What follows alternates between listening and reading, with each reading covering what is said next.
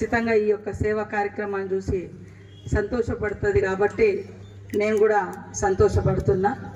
మరి ముగ్గురు కొడుకులు బిడ్డలు వారిని కని ప్రయోజకులు చేసినటువంటి మరి తుమ్మ కోమల మల్లారెడ్డి గారి యొక్క సాయిరెడ్డి గారి యొక్క కుమారులు ప్రభాకర్ రెడ్డి గారు, శ్రీధర్ రెడ్డి గారు, అదేవిధంగా సంజీవ రెడ్డి గారు.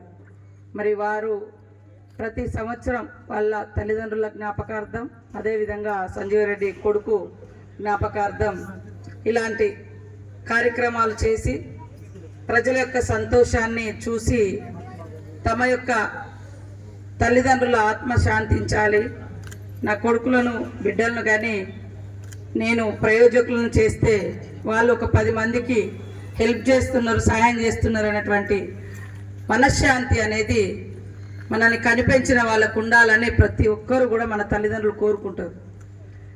మాకు ఉండాలి, మేము మంచి వాళ్ళని కన్నాం, సొసైటీకి ఉపయోగపడే పిల్లల్ని కన్నాం, మేము ఇంకా కొన్ని రోజులు బతుకుంటే మమ్మల్ని కూడా ఖచ్చితంగా చాలా అద్భుతంగా సుఖ సంతోషాలు ఇచ్చేవాళ్ళు మా పిల్లలు అనేటువంటి గర్వం తల్లిదండ్రులకు ఉండే విధంగా పిల్లలు ఎదగాలి. సో ఈరోజు చిన్నబోయినపల్లిలో మరి చిన్న కుగ్రామంగా ఉన్నటువంటి చిన్నబోయినపల్లి ఈరోజు పెద్దగా విస్తరించి మరి ఇక్కడ నుంచి ఎదిగి వాళ్ళు హైదరాబాదులో ఉన్నా, హన్మకొండలో ఉన్నా, ములుగులో ఉన్నా, ఏటునాగరంలో ఉన్న ప్రతి సందర్భంలో ఇక్కడికి రావడం అనేది ఇది మన జన్మనిచ్చిన గడ్డకు, జన్మనిచ్చిన తల్లిదండ్రులకు ఇచ్చే గౌరవంగా నేను భావిస్తూ, అందుకని ఈరోజు పనులున్నప్పటికి కూడా మళ్ళీ పొద్దున్నే ఇక్కడికి రావడం జరిగింది.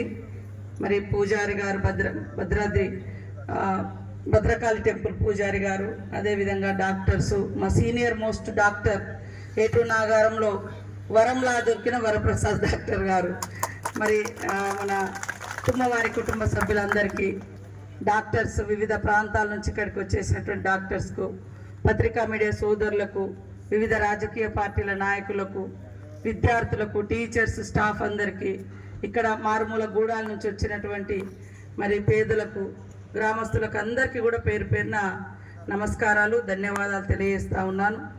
ఇవాళ పుట్టిన వాళ్ళు గిట్టక తప్పదు, కానీ పుట్టుకకు గిట్టుకకు మధ్య మనం ఏం చేస్తున్నాం అనేదే సమాజానికి గుర్తుండిపోయే కార్యక్రమం.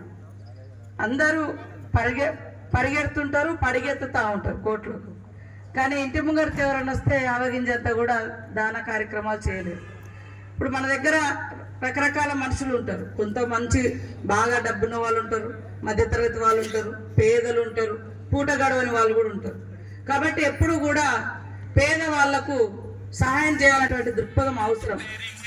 ఇప్పుడు మనకున్న